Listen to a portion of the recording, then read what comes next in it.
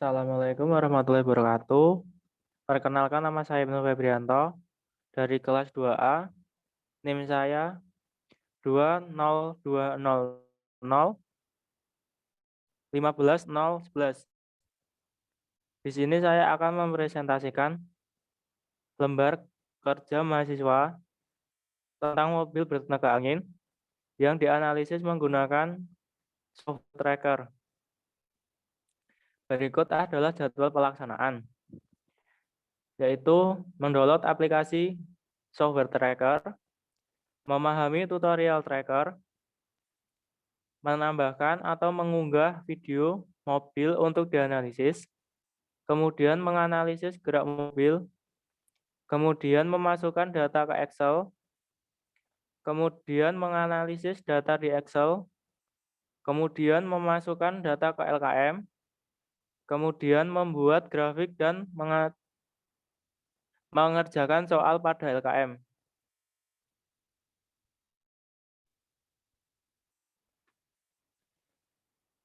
Kemudian presentasi, dan yang terakhir upload video di YouTube.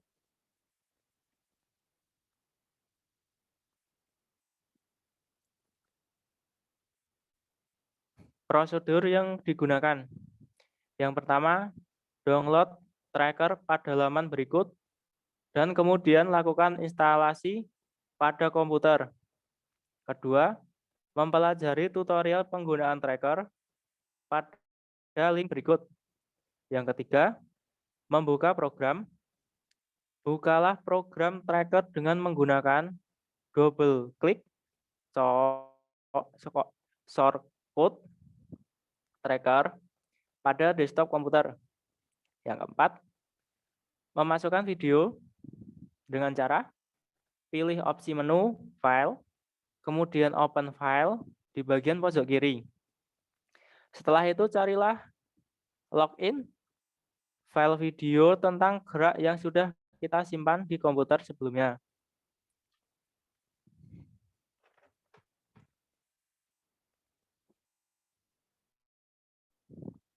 Langkah kelima yaitu memilih frame video. Yang keenam, kalibrasi panjang pada penggaris yang berukuran 1 meter. Kemudian ketujuh yaitu memasukkan sumbu koordinat. Yang kedelapan, membuat point mesh. Yang kesembilan, membuat jalur gerakan benda. Pada langkah ini saya menggunakan teknik otomatis.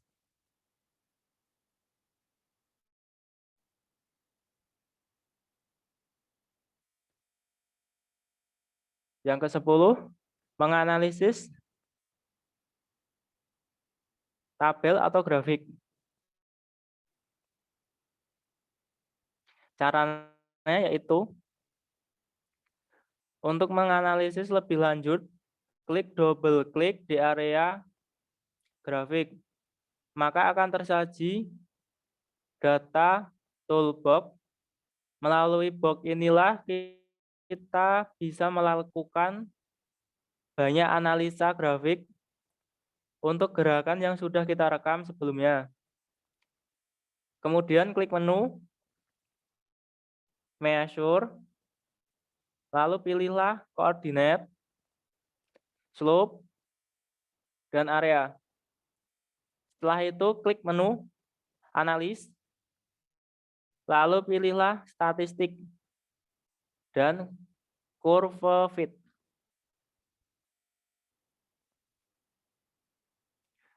Maka berdasarkan berbagai informasi yang ada pada data toolbox, maka akan ada banyak data dan grafik yang bisa kita analisis.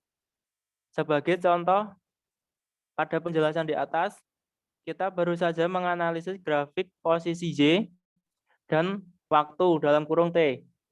Pada bagian samping kanan atas, tersaji beberapa data statistik seperti maksimum, minimum, rata, dan simpangan baku.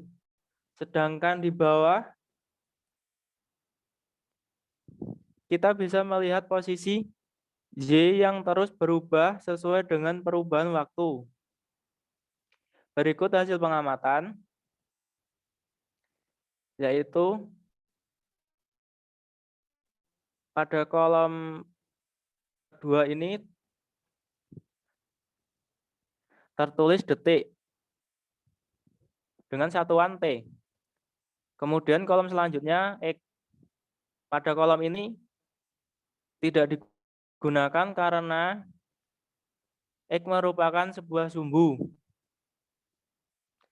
Kolom selanjutnya yaitu jarak dengan satuan Y. Selanjutnya kecepatan dengan satuan V. Kolom selanjutnya yaitu percepatan dengan satuan A. Kolom selanjutnya yaitu gaya dengan satuan F. Kolom selanjutnya yaitu usaha dengan satuan W. Kolom selanjutnya yaitu energi potensial dengan satuan Joule. Kolom terakhir yaitu energi kinetik dengan satuan Joule. Berikut adalah data dari analisis menggunakan software tracker. Pada data ini saya mendapatkan data dengan jumlah sebanyak 143 data.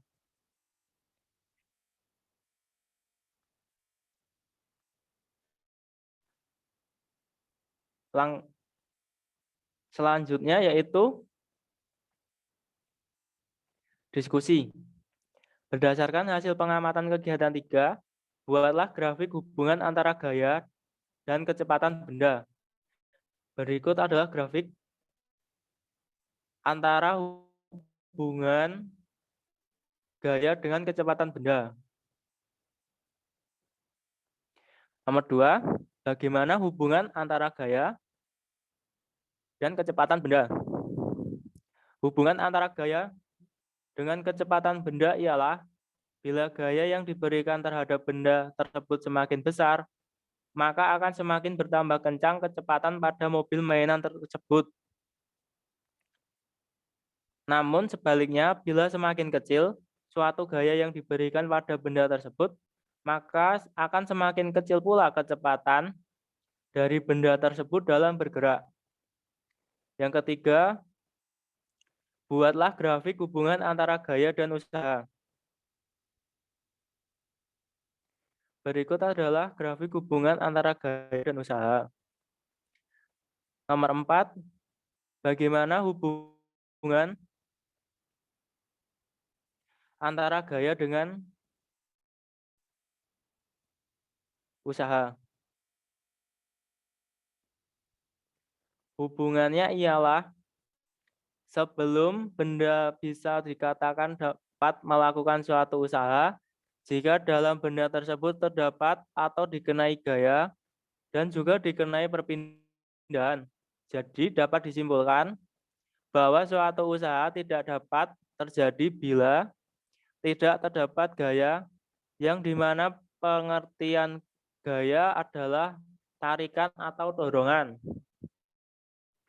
Sedangkan usaha merupakan suatu gaya yang digunakan sebagai perpindahan benda tersebut. Sehingga semakin besar gaya yang digunakan, maka usaha yang digunakan juga semakin besar. Dan berlaku sebaliknya. Hasil pengamatan kegiatan 3, buatlah grafik hubungan antara usaha dan energi kinetik. Soal nomor 6, bagaimana hubungan antara usaha dan energi kinetik? Berdasarkan grafik tersebut dapat disimpulkan bahwa hubungan antara usaha dan energi kinetik adalah besarnya usaha yang dilakukan oleh suatu benda yang sedang bergerak, maka akan sama dengan besarnya perubahan energi kinetik yang berada di dalam benda tersebut. Maka besarnya usaha untuk mengubah kecepatan benda tersebut, maka akan sama dengan perubahan energi kinetik yang terjadi di benda tersebut. Soal ketujuh yaitu tentukan berapa gaya yang dilakukan oleh Mika. Berikut adalah jawabannya. Untuk nomor 8, sebuah mobil memiliki massa M dan berdaya P. Jika semula mobil tersebut dalam keadaan diam, maka berapa kecepatan setelah melaju selama 2 detik? Maaf, selama 2 detik. Berikut adalah cara dan jawaban menurut saya. Langkah terakhir yaitu kesimpulan. Sehingga kesimpulannya yaitu 1.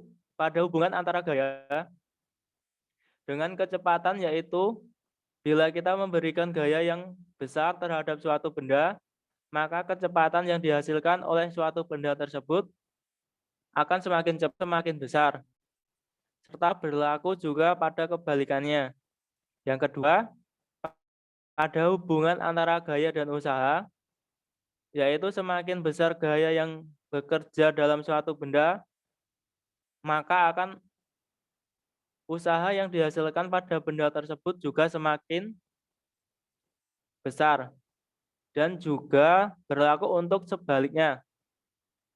Yang ketiga, pada hubungan antara gaya dan energi kinetik, yaitu bila kita, mohon maaf, yaitu bila semakin besar usaha yang dilakukan oleh suatu benda yang bekerja, bergerak, maka akan sama dengan besarnya perubahan usaha pada energi kinetik. Cukup sekian presentasi dari saya. Bila ada kesalahan, baik disengaja maupun tidak disengaja, saya mohon maaf. Wassalamualaikum warahmatullahi wabarakatuh.